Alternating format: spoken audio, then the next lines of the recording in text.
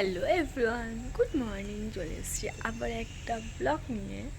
তো তোমাদেরকে বলেছিলাম যে বাবার বাড়িতে গিয়ে করছি না করছি সবটাই শেয়ার করবো তোমাদেরকে। তো এখন বাজে 9টা। এখন আমি ঘুম থেকে উঠলাম, এখনও ব্রাশ করিনি। তো চলো ব্রাশ ট্রাশ করে নিই, ফ্রেশ হয়ে নিই, তারপর খাওয়া দাওয়া করবো কিছু।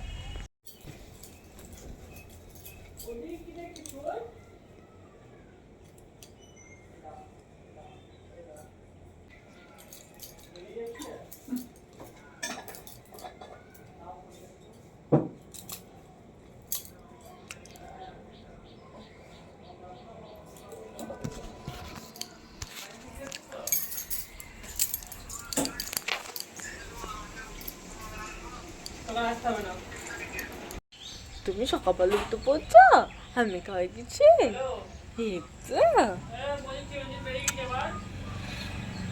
এই যে সকালবেলা মায়ের হাতে বানানো পাস্তা। খাওয়া হয়ে গেলে এবার পাপানিকে স্নান করে রেডি করে দিচ্ছি।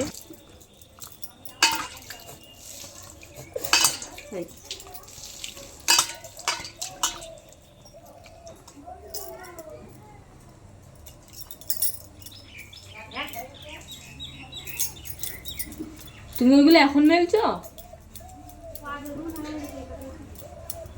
শুকিয়ে যা।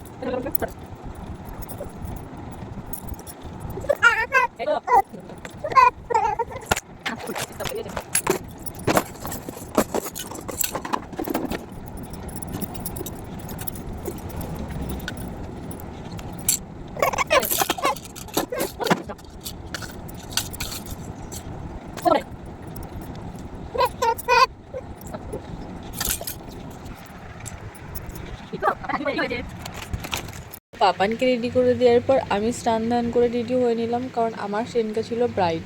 তো আমিও তাড়াতাড়ি করে খেতে বসে গেলাম। আর মেনুতে ছিল মাটন, আর এদিকে আলু দিয়ে আর গাজর দিয়ে একটা ভাজি। খাওয়া দাওয়া কমপ্লিট করে টোটো চলে এসেছিলো, তো টোটো করে বেরিয়ে পড়লাম।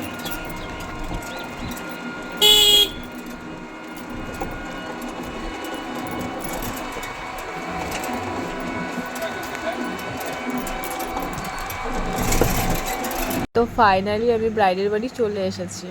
আর ব্রাইড ততক্ষণে রেডি ছিল না, কারণ ওদের অনেক নিয়ম ছিল, তো এখনও নিয়মগুলো কমপ্লিট হয়নি। তো আমি ওয়েট করছিলাম ওর জন্য। ওই যে বাইরে ব্রাইডটা বসে আছে। ব্রাইডের বাড়ি অনুষ্ঠানটা হচ্ছিল না, মানে ছোট করে যে নিয়মগুলো পালন করা হচ্ছিল সেই জন্যই এখানে ছোট করে একটা অনুষ্ঠান হচ্ছে। আর ওদের রাতে বিয়ে হবে, ওদের একটা লজে হবে। তো ফাইনালি ব্রাইডকে পেয়ে গেছি, ব্রাইড চলে এসেছে। এই যে ব্রাইডের ফাইনাল লুক। তোমরা কমেন্ট করে বলো সাজানোটা কেমন হয়েছে।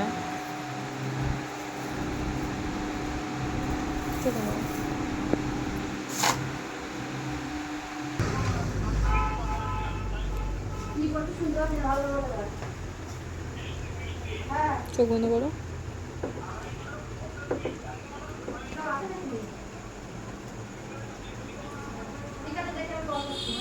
অনেকটা রাত হয়ে যাচ্ছিল, তো ব্রাইডের পর ওর দুটো দ্বিতীয়কেও সাজিয়েছিলাম, তো ওদেরকে মানে তোলা হয়নি ছবিটা।